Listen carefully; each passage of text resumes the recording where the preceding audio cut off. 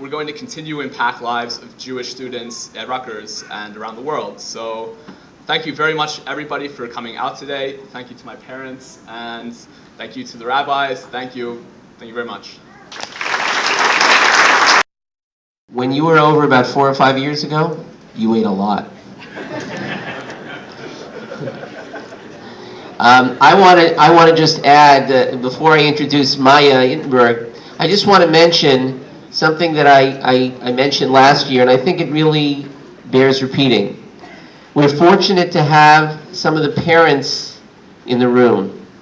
And you know, Jordan's parents, Mayya's parents, and really all the parents of the RJXers, they've obviously planted a very, very important seed, Jewish heritage, in their children's souls. And clearly, they're receptive to connecting to their Jewish heritage in a pronounced way.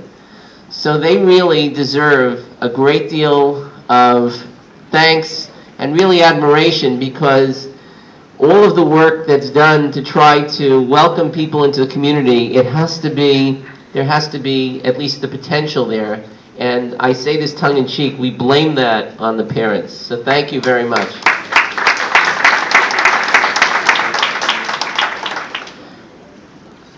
I'd like to introduce Mayya I. It's an honoree. We were very fortunate, my family and I, to host Mayya, I think it was about 4 weeks ago.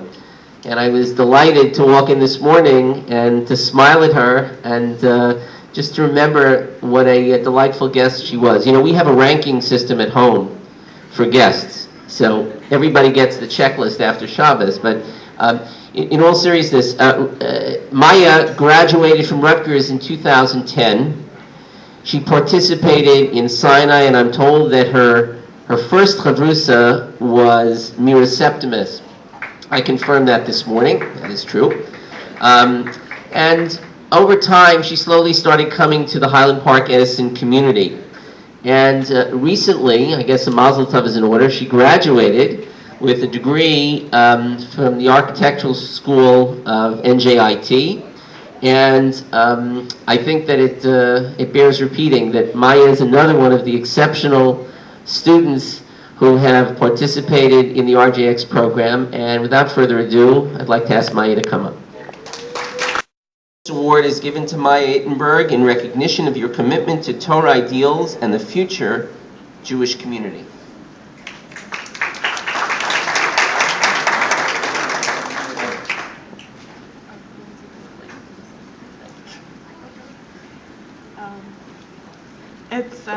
It's really an honor to be able to speak and share a little bit of my story and my background with all of you in the room, a lot of whom know me very well.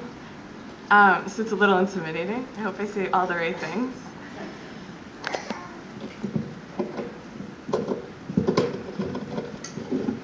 Is this better?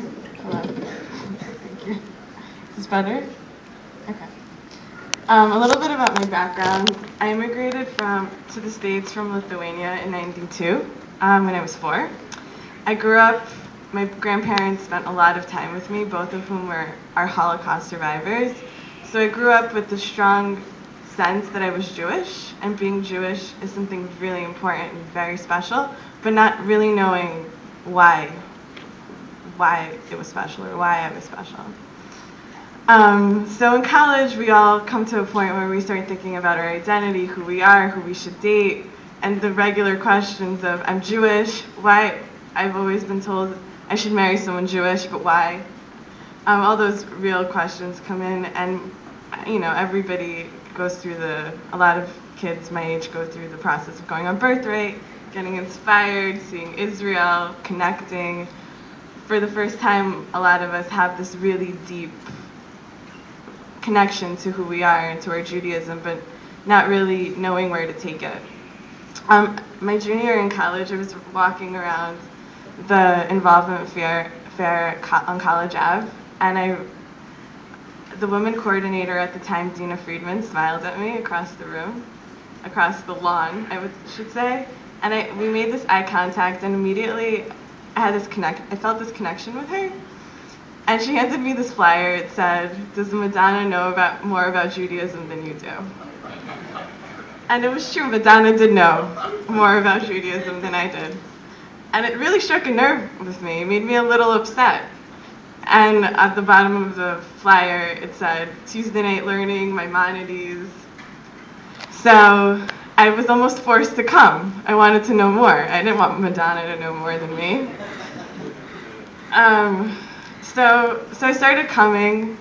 I was a transfer student. I didn't really have many friends at Rutgers. And not only did RJX provide me with with my first beginnings and questions and answers to my Jewish identity and Torah learning, it really provided me with a lot of my friends, who are still my closest friends today.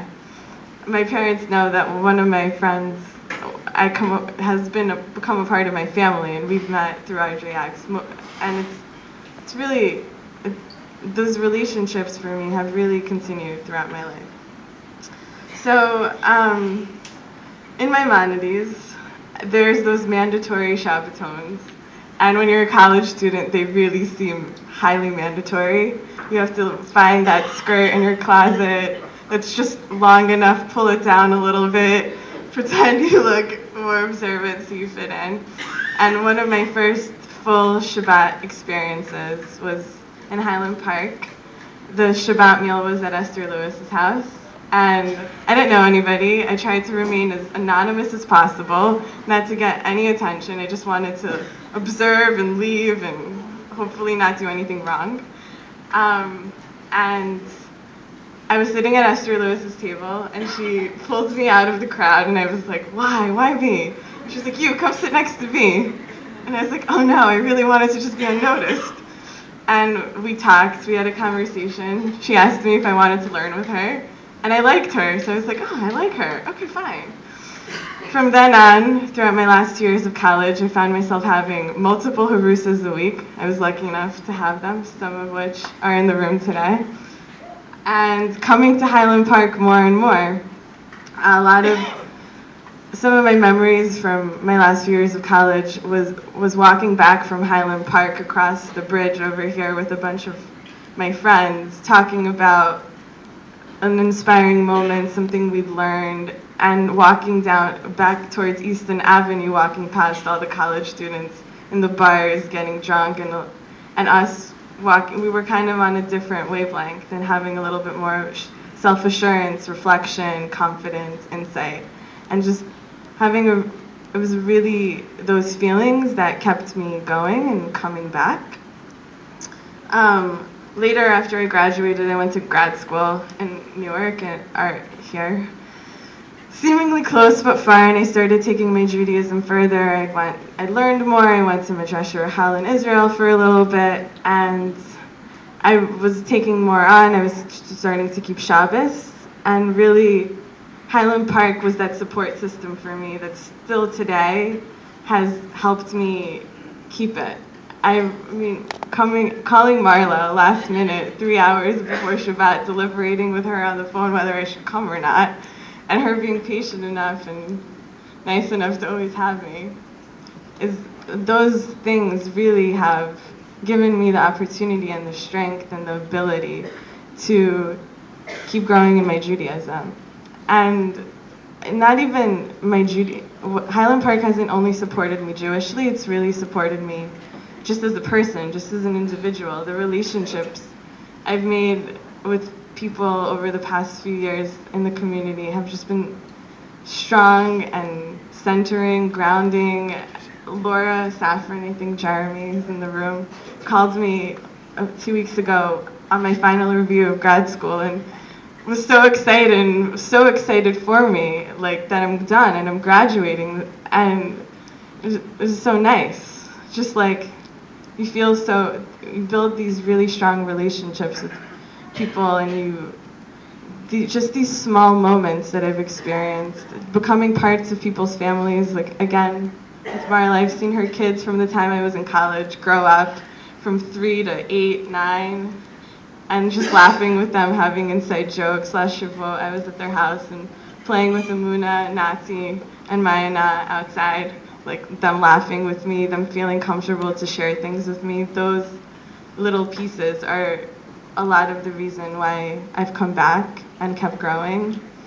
And yeah, that's a little bit of my story. Thank you very much.